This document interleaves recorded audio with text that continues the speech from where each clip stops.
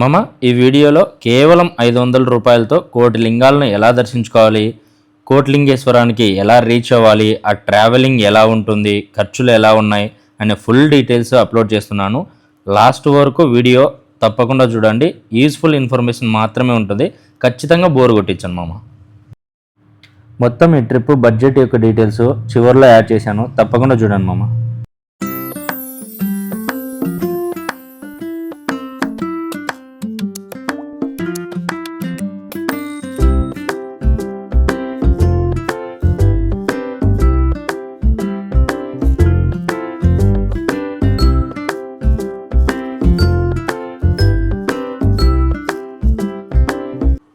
ఇప్పుడు మనం కోటిలింగేశ్వరం ఎలా రీచ్ అవ్వాలన్నది తెలుసుకుందాము. మేమైతే బెంగళూరులో ఉన్న కేఆర్పురం రైల్వే స్టేషన్ నుంచి కోటిలింగేశ్వరానికి స్టార్ట్ అయ్యాము.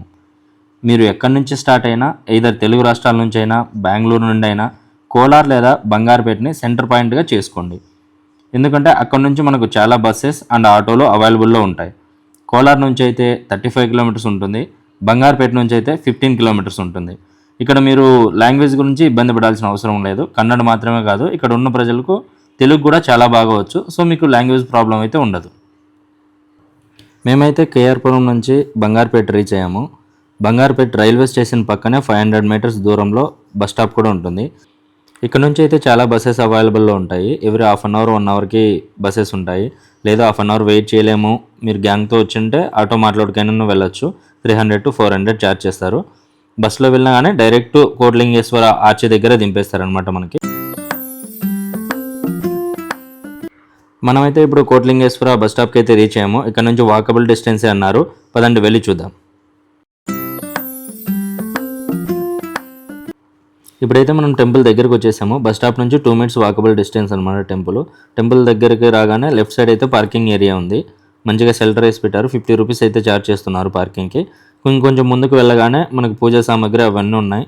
అవన్నీ మనం తీసుకొని ఎంట్రన్స్ కీలోకి వెళ్ళే దారిలో లెఫ్ట్ సైడ్ అయితే మనకి చెప్పులు పెట్టుకునే దానికైతే ఒకటి షెల్టర్ ఉంది. పేరుకి 5 రూపీస్ తీసుకున్నారు. అక్కడ చెప్పులు వదిలేసి ఇప్పుడైతే మనం టెంపుల్లోకి ఎంటర్ అవుదాం.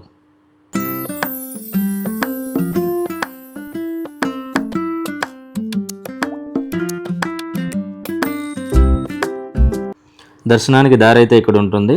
పర్ పర్సన్కి 20 రూపీస్ ఛార్జ్ చేస్తున్నారు. 6 years పైన ఉన్న ప్రతి ఒక్క పర్సన్కి 20 రూపీస్ ఛార్జ్ చేస్తున్నారు. పదండి వెళ్ళి దర్శనం చేసుకుందాం.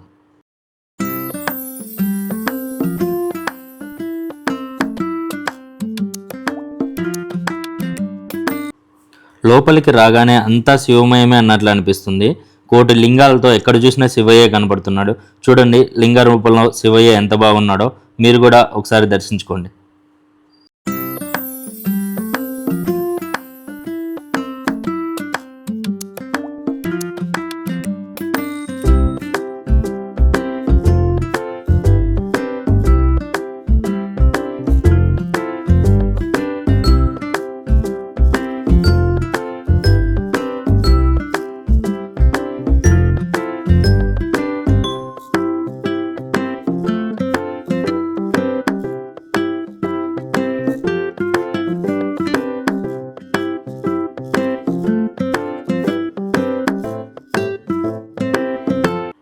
ఇక్కడ ఉన్న ఒక ప్రత్యేకత ఏమంటే త్రిమూర్తులు ముగ్గురు ఒకే గుడిలో కొలువై ఉంటారు.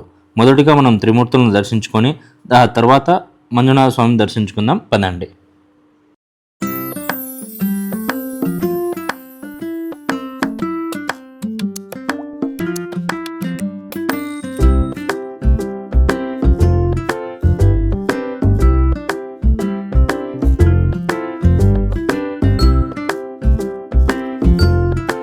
త్రిమూర్తుల దర్శనం చేసుకొని బయటికి రాగానే ప్రసాదాలు అయితే అవైలబుల్లో ఉంటాయి. ఇప్పుడైతే మనము కోటిలింగేశ్వరంలో మెయిన్ టెంపుల్ అయిన శ్రీ మంజునాథ స్వామి వారి దర్శనం చేసుకుందాం. పదండి. గుడిలో అనుకోకుండా స్వామివారి వీడియో తీయడం అయితే జరిగింది. మీరు కూడా దర్శనం చేసుకోవచ్చు శ్రీ మంజునాథ స్వామి గారిని. ఓం నమః శివాయ. స్వామివారి దర్శనం అవగానే ఇక్కడ ప్రసాదాలు అవైలబుల్లో ఉన్నాయి. అండ్ అలాగే ఇక్కడ చాలా చిన్న చిన్న గుళ్ళు ఉన్నాయి. వెంకటేశ్వర స్వామి, అన్నపూర్ణాదేవి, పాండురంగ స్వామి, ఇంకా చాలా గుళ్ళు ఉన్నాయి. అన్ని గుళ్ళు దర్శనం చేసుకొని మనం మెయిన్ లింగం దగ్గరికి వెళ్దాము. ఆ లింగం గురించి అక్కడ మీకు ఎక్స్ప్లెయిన్ చేస్తాను.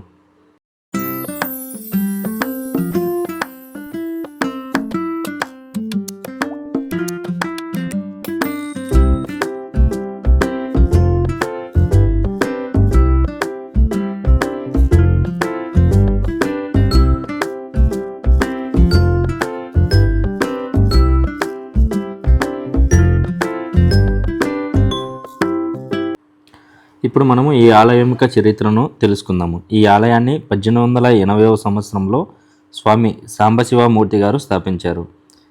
ఆయన ఇక్కడ 1,00,00,000 లింగాలను ప్రతిష్ఠించడం లక్ష్యంగా పెట్టుకున్నాడు. ఇప్పటికీ సుమారు 90 లక్షల పైగా లింగాలను ఇక్కడ ప్రతిష్ఠించడం జరిగినది. ఈ ఆలయం యొక్క చరిత్ర గురించి మన తెలుగులో శ్రీ మంజునాథ అనే సినిమా కూడా తీశారు. దానిలో మన మెగాస్టార్ చిరంజీవి గారు నటించారు. ఒకసారి ఆ సినిమా చూడొచ్చు ఈ చరిత్ర తెలుసుకోవాలంటే. మీలో ఎవరైనా ఆ సినిమా ముందే చూసింటే కామెంట్ చేయండి.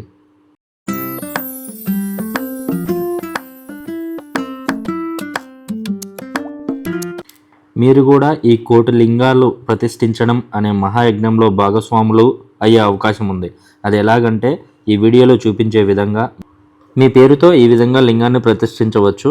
అది ఎలా అనే డీటెయిల్స్ మీరు టికెట్ కౌంటర్ దగ్గర అడిగారంటే ఫుల్ డీటెయిల్స్ చెప్తారు. అప్రాక్సిమేట్లీ 1000 రూపాయల నుంచి లింగ ప్రతిష్ఠ స్టార్ట్ అవుతుంది.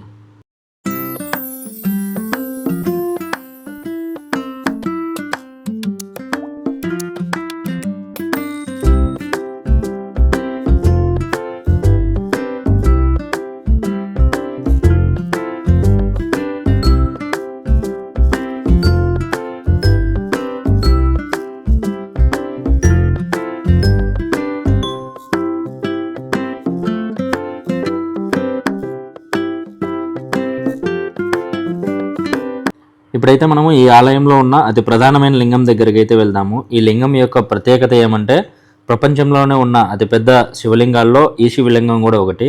ఈ శివలింగం యొక్క ఎత్తు వచ్చేసి 108 అడుగులు. ఈ శివలింగం ఎదురుగా ఉన్న నందీశ్వరుని ఎత్తు వచ్చి 35 అడుగులుగా ఉంది.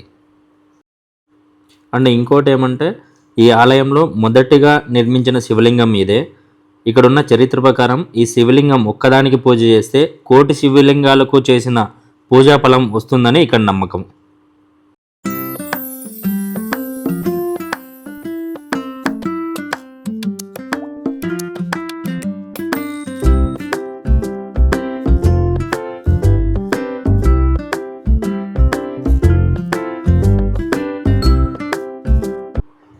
మెయిన్ శివలింగాన్ని అయితే దర్శనం చేసుకున్నాం కదా.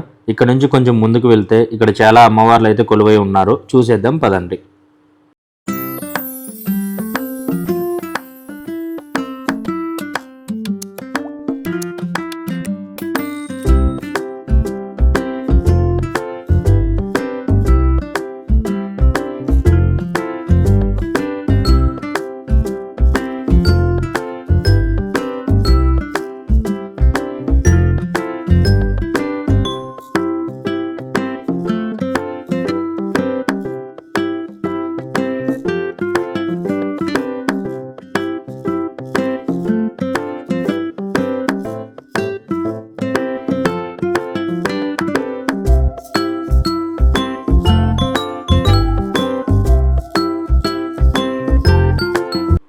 అమ్మవారిని అయితే దర్శనం చేసుకున్నారు కదా.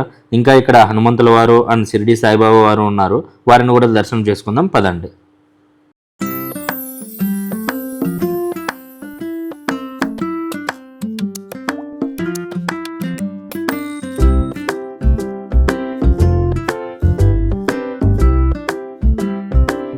ఇప్పుడైతే చివరిగా ఇక్కడ ఉన్న శ్రీ శనీశ్వర స్వామి వారిని దర్శించుకుందాం. అలాగే ఇక్కడ నవధాన్యాలు అండ్ నూనె హోమంలో వేస్తే దృష్టి పోతుందని చెప్పారు. అది కూడా చేసేద్దాం పదండి.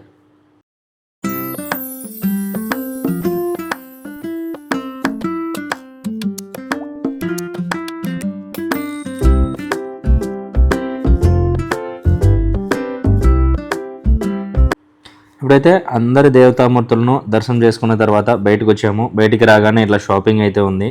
మంచిగా షాపింగ్ చేసే వాళ్ళు షాపింగ్ చేయొచ్చు. దాని పక్కనే పానీపూరి ప్రియులకు మంచిగా పానీపూరి పెట్టున్నారు. ఎలాగో అలసిపోయి ఉంటారు కదా మొత్తం తిరిగేసి, సో పానీపూరి లాగిచ్చేయచ్చు. అలాగే ఫుడ్ కూడా ఉంది, ఫుడ్ తినేయచ్చు ఇక్కడ.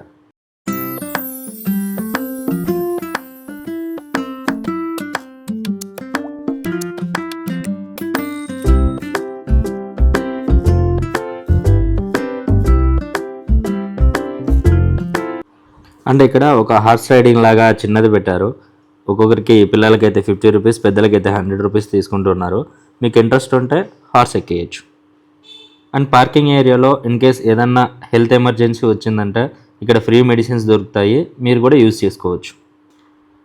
దర్శనం పూర్తి చేసుకొని కోట్లింగేశ్వర బస్ స్టాప్ నుంచి బంగారుపేట బస్ స్టాప్కి అయితే వచ్చేసాము. ట్రైన్ టైం అయితే 2:30కి ఉంది. ఇంకా చాలా టైం ఉంది. మంచిగా ఆకలి అవుతుంది. భోజనం చేసేసి ట్రైన్కి వెళ్ళిపోదాం. బంగారుపేట బస్ స్టాప్ ఆపోజిట్లోనే ఒక హోటల్ ఉంది. అక్కడికి అయితే వెళ్ళడం జరిగింది. ఫుడ్ అయితే మంచిగానే ఉంది. రేట్ కూడా రీజనబుల్. వెళ్ళి ట్రై చేయొచ్చు మీరు కూడా. ఈ ట్రిప్ యొక్క టోటల్ బడ్జెట్ అయితే డిస్ప్లేలో పెట్టాను, మీరు కూడా చూడొచ్చు.